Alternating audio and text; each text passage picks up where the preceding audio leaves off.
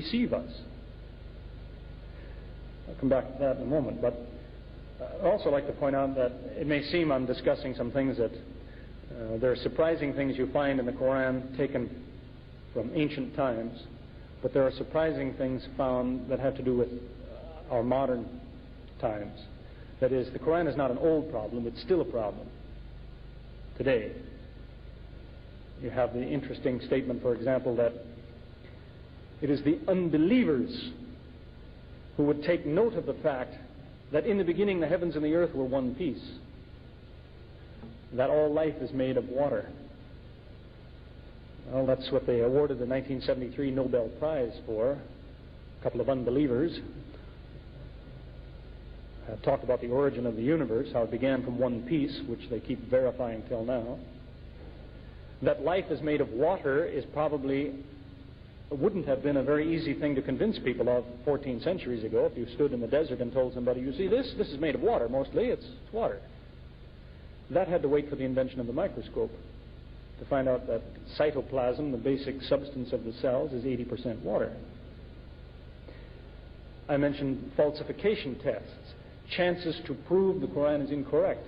Some of those stand there just like the challenge to Abu Lahab. Some of them stand there today. In fact, you have an interesting ayah which says, speaking of the relationship not between individual people, but between groups of people. It's saying, as a group, in effect, it says the Christians will treat you nicer than the Jews treat you. It tells the Muslims that, as a group. Now, I say there have been a lot of Christians and a lot of Jews who have become Muslims, but as groups of people, this will generally be the case according to the Qur'an. Do you realize what that is? That's a chance for the Jews to prove that the Qur'an is false.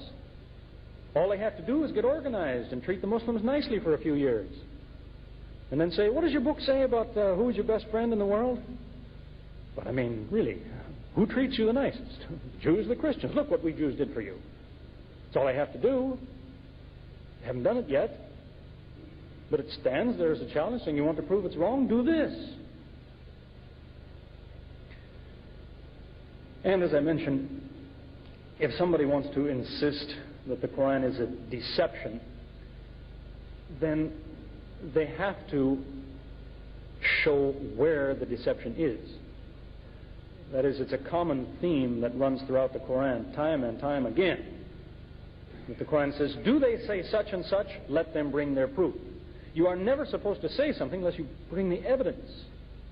Do they say the Qur'an is a deception? Let them bring their proof. Show me one deception. Where does it deceive me? Show me a lie that it has told if you say it's a deception. Otherwise, don't say that unless you show me. It's not good enough to tell me. Show me. Now, I know that some people, they have some ideas about where the Qur'an has deceived the Muslim, but this just shows they haven't examined it very carefully. Maybe the Muslim hasn't examined it very carefully, in fact. We'll find, as an example, some Christians will say, well, where the Qur'an deceives you is, it tells you about all sorts of good things that you should do, but it lies to you. It tells you God doesn't have a son. Is that a lie that the Qur'an has told us? Well, as a matter of fact, the Qur'an does not forbid the Muslim to believe that God has a son. It doesn't say, the reason God doesn't have a son is because it's forbidden. It doesn't say that. It tells you why he doesn't have a son. It gives you the reason. Because God doesn't have a son, because. If when you say son you mean this, that can't be. Do you mean this when you say son? That can't be. Do you mean that? It exhausts all of the meanings of son to say each one of these can't be true of God for these reasons. So it doesn't forbid you from believing it. It tells you why. It doesn't lie to you. There's even an interesting verse that says the Muslim is supposed to repeat, if God has a son, I will be the first to worship him. So it's not telling you he doesn't. It's saying if he does, you should worship him. But in fact, he doesn't because of these reasons. So again, the deception is not an easy thing to find. Stress that to people. If they want to say the book deceives, let them show the lie they're talking about, which is the false thing it says. And don't be misled onto this kind of thing. I had that talk in Minnesota in the U.S. a few months ago, and the man got very upset with a lot of things I had said, and so he started writing to me when I got home. And he said he had a whole book full of mistakes in the Qur'an. And he wasn't going to show me any of those because he said, you showed me mistakes in what I believe, but it doesn't change my belief. I still believe. He says, and you'd be the same way. If I showed you a mistake in what your book says, you'd still believe it. So I wrote him back to say, no, that's the difference between us. If you show me a mistake, I won't believe anymore. Because that's my attitude. I don't believe in spite of the difficulties. So I told him, I said, you pick the best mistake you can find. Tell me about it. What is the best mistake you can find? And what he wrote me was that the Qur'an says that Zechariah couldn't speak for 3 days, and the Bible says he couldn't speak for 9 months. He says, there's your mistake. Well, it's not so much a mistake as it is a matter of his book says this and my book says that. What remains to be proven is whose book is correct, which in fact can be demonstrated. But you see what I mean? It's not disagreement that is a problem. It's the actual proof. Somebody has to bring you the actual mistake, the case that will stand up in court to say this is false, but it's in your book. There's another way that a person can approach the Qur'an in examining the things that it has to say. I'll just illustrate this briefly. You can discover how surprising the book is by assembling what you might call a list of good guesses. See, the Qur'an talks about a lot of things.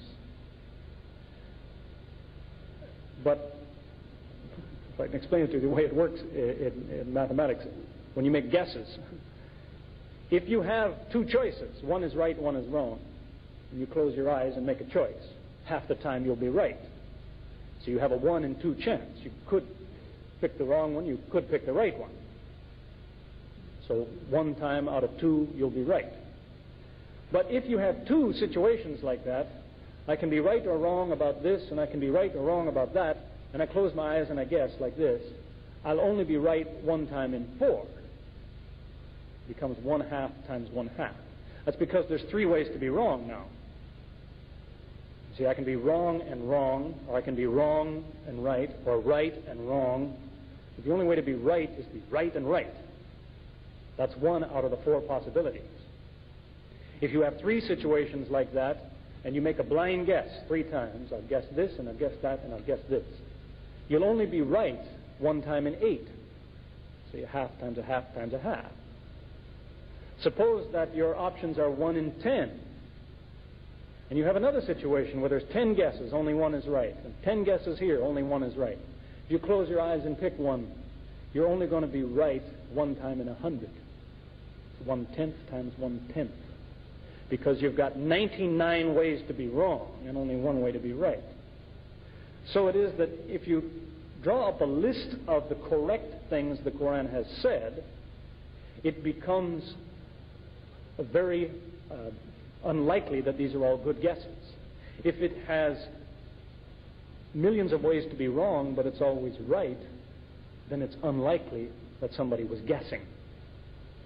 I'll give you 3 examples that already make the odds 1 in 8. The Qur'an says about bees.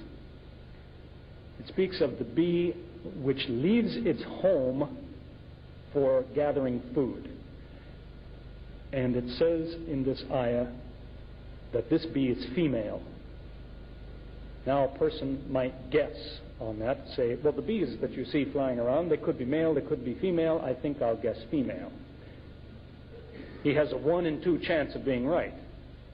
So happens the Qur'an is right. It also so happens that's not what most people believed at that time. Can you tell the difference between a male bee and a female bee? It takes a specialist to do that anyway. But the male bee never leaves the home to gather food.